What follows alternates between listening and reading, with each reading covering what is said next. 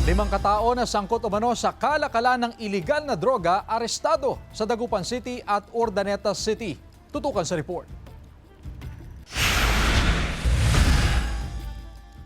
Kalaboso ang 3 umano'y tulak ng iligal na droga matapos mahuli sa aktong nagbebenta ng hinihinalang shabu sa barangay Mayombo, Dagupan City madaling araw kahapon.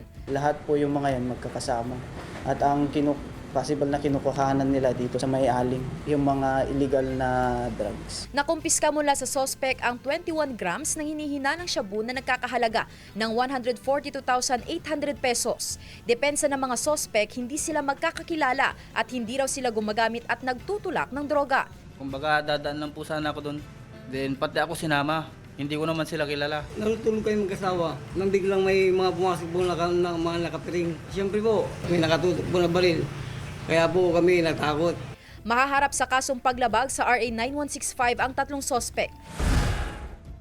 Nabitag din sa buy-bust operation ang mag-live-in partner sa Barangay Santo Domingo, Urdaneta City gabi nitong Lunes. Nasamsam sa operasyon ang 4 na plastic sachet na naglalaman ng hinihinalang shabu na nagkakahalaga ng mahigit 47,000 pesos. Ang dalawang operasyon natin po ay nakatitingin po sa ating station. Dati na po nilang nagawa ito pero sa pagkakataong ito, ngayon lang po sila nahuli.